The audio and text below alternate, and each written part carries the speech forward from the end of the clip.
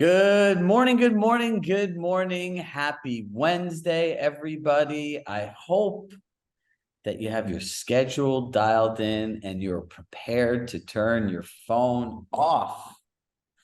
Look, I would like to start off by sharing some gratitude as I'm grateful for every individual here who takes the time to show up for themselves and chooses to spend it with us. You can spend your time anywhere in the world, and the fact that you come here on Wednesdays, many of you are in our coaching programs. I cannot say how much you all inspire me to be the best version of myself every day. In turn, I hope I inspire you.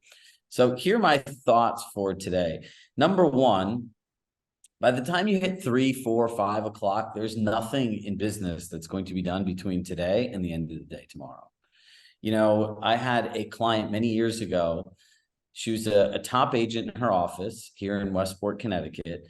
And she calls me up the day after Thanksgiving, or maybe even on Thanksgiving, and says, "You're going to be so proud of me. This was the best Thanksgiving I had in my life." And I asked her, I said, "Why?" She says, "We go around the table giving thanks." And she goes, "My boys are much older now. And they actually said to me, Mom, this is the first year that we could ever remember in our lives that you were truly present and not on your cell phone the whole day." Incredible. And I remember when I coached this person the first time, I was an employee at Compass, and their phone's buzzing. And I literally stood up, and this was the number one agent in the office. I walked around the desk. I'm like, "Can I see your phone for a second?" I took her phone, opened my backpack, and I threw it in my backpack. I was like, "You can't get me fired. And if you come and you want to take your phone, I'm going to leave and I'm never going to come back." And that was a beginning of a very beautiful relationship. And so, look, I encourage all of you, as you guys all, ladies and gentlemen, work incredibly hard, to take some time for yourself. You need a mental break. Who here feels like a lot of pressure and slightly burnt out? Probably many people, right? Resetting yourself is like going through like a daily detox. If you turned your phone off, what's really interesting is you turned your phone off at 9 o'clock at night and you didn't turn it on till 7 to 9 the next day, you'd have 10 to 12 hours of just freedom where you could just literally live your life, some for sleep, some for yourself. And this is a key to being able to work a lot and not get burnt out. We have to take more time for ourselves. Have to. We get so caught up in our business and our clients, but there are people around us that just want our presence. And as Robert alluded to, and I've alluded to for many years, this thing is the bane of our existence. Can I share with you what I'm most excited about? I cannot wait to pick up my phone and turn it off for a day and a half. The only people I need to talk to tomorrow are my parents, and my parents can call my girlfriend. They have her number. They know her well, and they could tell her when they're coming over, and that's it. You can do this. There's nothing bad that's going to happen to you. And in the beginning, let me walk you through this. What you're thinking is all the crazy things that could happen, and your brain tends to go to problems. What you're feeling is probably this is overwhelming, and what you really want to know, is this really going to be okay? Of course it's going to be okay. 100%. So that is my personal tip for today for everybody. And when we all come back next week, for those of you who do this, see how thankful your family is. I saw this post one time from the broke agent that said, if your entire family isn't mad at you on vacation, you're not really a realtor. And honestly, I've never been so disappointed in my whole life. Like, people go on vacation, they work sometimes so they can save money and go. And these are things that our families like look forward to, enjoy the most. And like, believe me, I know several kids of lifetime realtors, they have serious trauma. So I really, like, I'm not trying to preach or anything. What I'm trying to do is tell all of you to go have fun, disconnect, enjoy yourself. Now, I shared this in our playbook sessions yesterday, and I'll leave you guys with this thought. One, if you haven't signed up for our buyer's agents webinar, please do next week. It's on your national calendar for the Back to Basics Challenge. On Monday, we'll be doing a client gifting session for the Back to Basics Challenge. So I went to the Compass retreat, as I made a promise to my kids that I would not travel on any days. So I have my kids every Monday and Tuesday.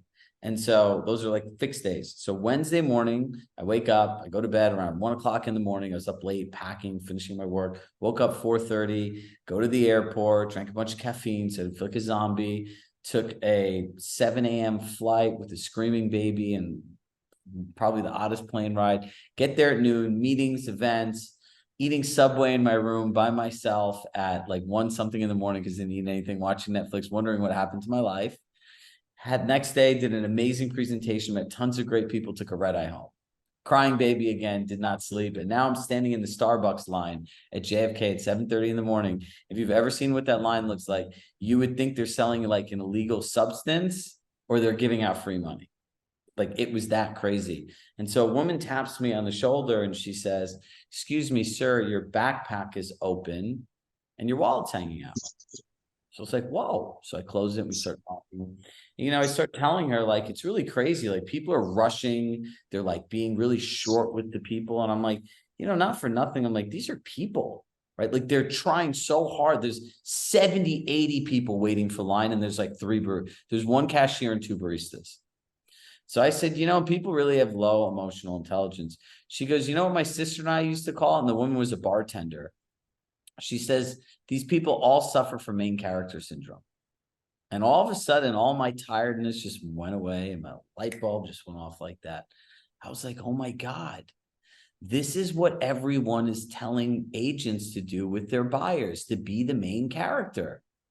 I do this and I do this and I do this. And how are you going to, like, there's literally an article on Inman, arguably the #1 real estate news source in the world, that has like the 9 things you should do with a buyer. And some of these things, I looked at them, I've never laughed so much in my entire life. And then I also felt sick to my stomach because this is an experience that other people are going to get, right? Think about this.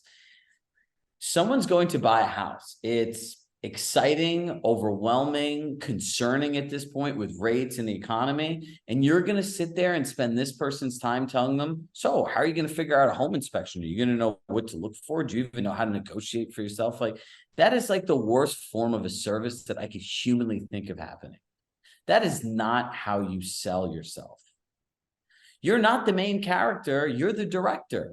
The director makes sure that the show goes to plan, that there is a plan, the main character is everything they need to set themselves up for success. And if you shift this simple viewpoint, your entire business will change. Now, here's another concept that I want you guys to go on.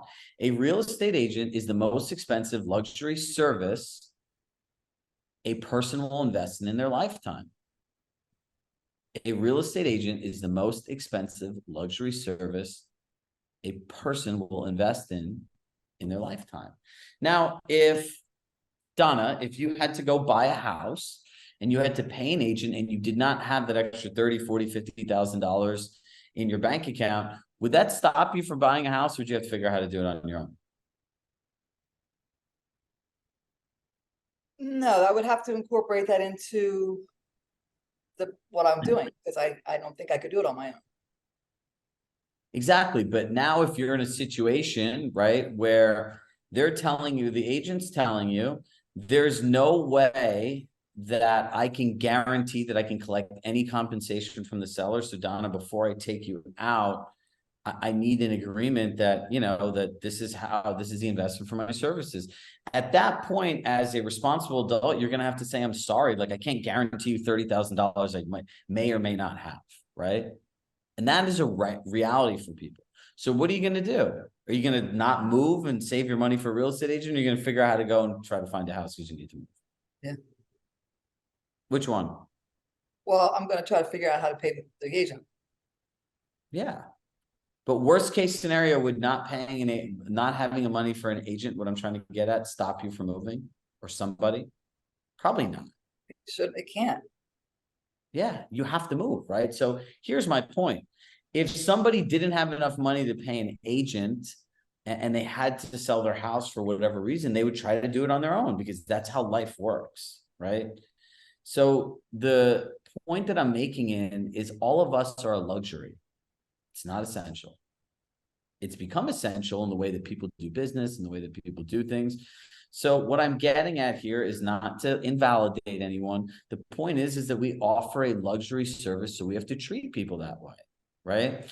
Now, if you go to the Ritz-Carlton or the Four Seasons and you're planning an event there, are they going to be sharing with you all the benefits and how, like, all the benefits based on like what you want? Like, if you're booking a wedding there, like, what type of wedding? What is your vision and everything else?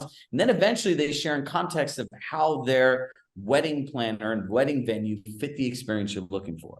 And if it's not the right experience, it's completely unrealistic, or it's not something they offer, they're going to say, we don't do this. And that's how I need all of you to think about your businesses, right?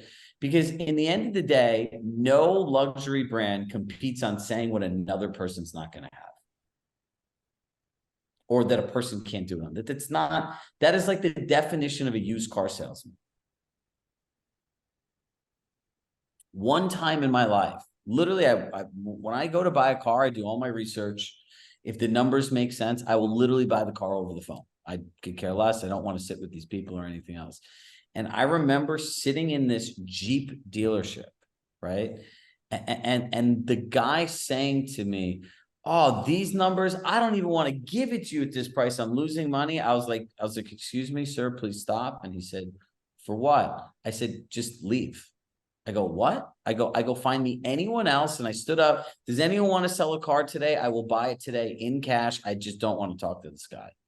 And so, you know, a woman next to me said, what happened? I'm like, this is not how you talk to people. Then he's trying to sell me financing when I told him I wanted to buy the car in cash. And I'm like, you're doing this to make points on the back end. And he's like, you get paid money when you sell a loan, right? He goes, how do you know all this stuff? I was like, because you're a horrible salesperson and all you care about is money. And it is very clear in what you see. So anyone in here can make money. I know the car I want. And in the end, I got up and I walked away and I went to Nissan and I got a car from somewhere else.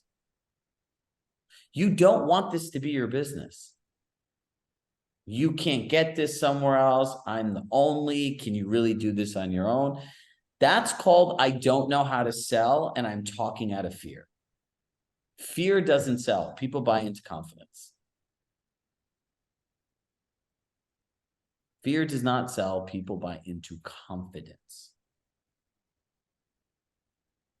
Think about it. Look at your CRM. There's all these strangers in there because you're afraid if you delete them that your CRM will be little and that nothing's going to happen out of it. But in the end, because you have all these strangers in them, you have no confidence in actually sending out marketing and messaging. This is understanding how our brain works. So my message is this: be planned, be purposeful, practice. This is going to be the largest money grab you've ever seen in your life. At bare minimum, there's 25% of agents that are part-time that have little to no experience in my mind that are ripping off their friends and family. They're not like, there's great part-time agents, but there are a lot of ones, you know, those ones you do a deal with, you're just like, I can't believe I have to pay a commission because I have to do everything for your client and mine just to make sure the deal goes through. Do you think these people are going to know how to secure a buyer's agent agreement? They're going to forget it. You know, I made money in real estate. It was really good while it lasted. And by the way, here's the difference. If I comped you, Christine, a room for a hotel and a few things went wrong, whatever, I got the room for free. But if you have to pay $500 for a hotel room, what are your expectations? A lot. We can't do hotel rooms for events at $500. People think that's an astronomical amount of money. So I want you to start drawing parallels from hospitality and your real estate business. There's a great book about this called Unreasonable Hospitality. I believe that your business should be focused around one word next year. You know what that is? Mastery. You need to master stuff. So if I'm all of you, I'm putting my head down for 3 months at a time and I'm mastering one area. Then the next 3 months, I'm mastering another area. And I'm getting every bit of information around that. So that is my message to all of you today. Have your service be so good that a buyer or seller says, literally, I did not have to think about anything. Daniel just did it for me. It's like he could read my mind. And this is all very possible because, yes, transactions are 80-20, 80% of the same thing, 20% is everyone's unique circumstances. There's never a transaction that doesn't have problems, right? You know, the fastest amount of money in the shortest time possible, the least amount of hassle. You know, the 3 lies that all the agents sell. You can't control how fast the home goes for. You can't control what another buyer is willing to pay. And there's sure as heck no real estate deals that don't even have hassle, even the cash ones. It's like a weird title issue or a land issue or a permit. There's something. It's like the gods of real estate just saying, no, no, no, no. So this is what I want you to focus on. So here's my recap. Be planned, be purposeful, and be present around the people in your lives for the next 36 hours. Check out today, 3, 4, 5 o'clock. But when you're done, you're done. And then for your business, be planned, be purposeful, and practice. If you're not practicing this, think about what you get in the 4 seasons and think about your business. The two should match. What we need is our knowledge is here. We need our skills and our client experience to match our knowledge. And that's when you'll unlock your full income potential. So as always, the love of my heart, I love you all. Thank you so much for being here. And I hope to see you all on Monday on the Back to Basics Challenge. Bye, everybody. Happy Thanksgiving.